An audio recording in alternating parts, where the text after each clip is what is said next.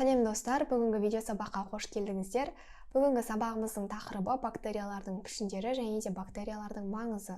Ең алдымен бактерия дегеніміз не деген сұраққа жауап беріп кетейік. Яғни бактерия дегеніміз ол тіршіліктегі ең алғаш пайда болған қарапайымдылардың бірі болып табылады. Бактерияларды алғаш рет 17 ғасырда микроскоптың негізін қалаған француз ғалымы Антони ван Левенгук зерттеген. Енді бактериялардың жасушасының негізгі құрылысына тоқталатын болсақ, суретімізде көрсетілгендей, бактерия жасушасының құрылысы ДНК сақиналарынан тұрады, одан кейін мембранадан құралады. Одан бөлек шырышты капсула немесе жасуша қабырғаларынан. Одан кейін цитоплазмадан тұрады, рибосомалар болады.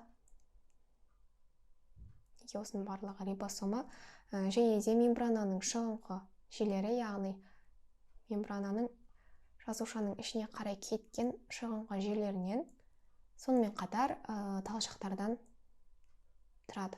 Бұл бізде бактерия жасушасының негізгі құрылысы болып табылады. Жалпы бактериялар негізінен тыныштық күйде тіршілік етеді, яғни олдай кезде олар спораға айналады. Яғни спора кезінде көбею болмайды, бірақ та өзін қолайсыз жағдайлардан қорғайды. Мысалы алатын болсақ, споралар арқылы бактериялардың өте төмен температурада, мысалы -270 градуста температурада тіршілік ететін бактериялардың түрлері де кездеседі екен. Жалпы бактериялардың жасушалары бізде көп жасушалы болмайды, бірақ та олардың жасушалары белгілі бір шоғыр, яғни колония түзіп орналасады. Мысалы алатын болсақ, бұл бактерияның бір жасушасы, екінші жасушасы, тағы бір жасуша, тағы жасуша. Осылар мінекей бір жерге келіп шоғырланады да колония түзеді. Яғни оларды біз шоғыр немесе колония деп атаймыз. Енді тіршіліктегі бактериялардың кеңірек тараған пішіндеріне тоқталсақ, жалпы ең алғашқысы олар шар тәрізді бактериялар, яғни коктар деп аталынады. Суретімізде көрсетілген. Бұлар өз ішінде осы колония түзуіне байланысты бірнеше түрге бөлінеді. Мысалы алатын болсақ, бактериялардың жасушалары колония түзіп, бірінен кейін бірі тізбек тәрізді орналасатын болса, мінекей суреттегідей тізбек секілді орналасатын болса, оларды стрептококтар деп атаймыз.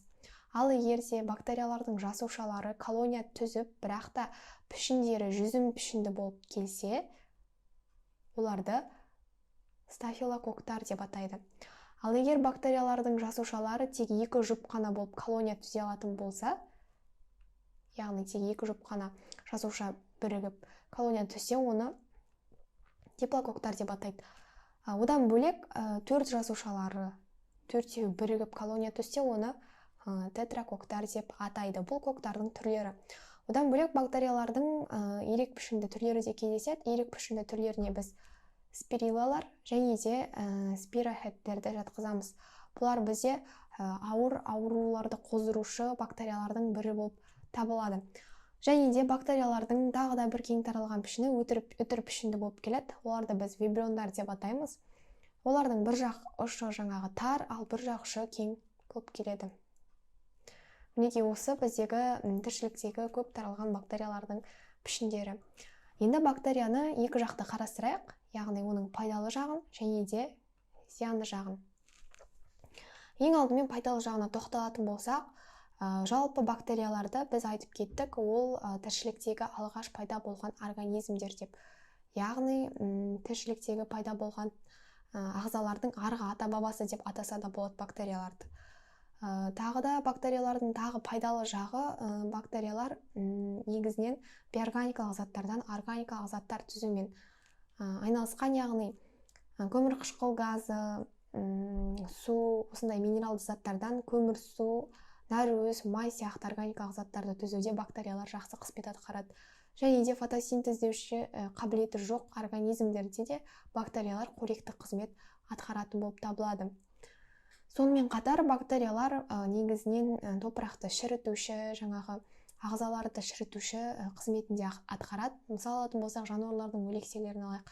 Олардың өлгеннен кейін олардың денесін шірітетін осы бактериялар. Егер де бактериялар қатыспаса, онда біздің табиғатымыз, біздің ғаламшарымыздың барлығы ластанып кететін еді.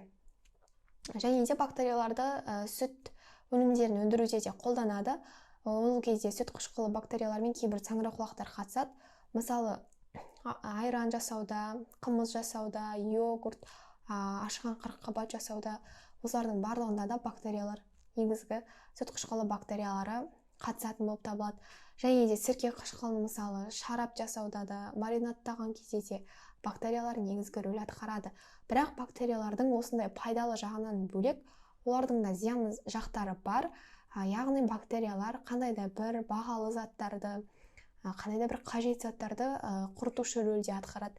Одан бөлек бұрынғы заманнан бері бактериялар өте қауіпті ауруларды тасымалдаушылар болған. Яғни таратушылар осы бактериялар болып табылған екен.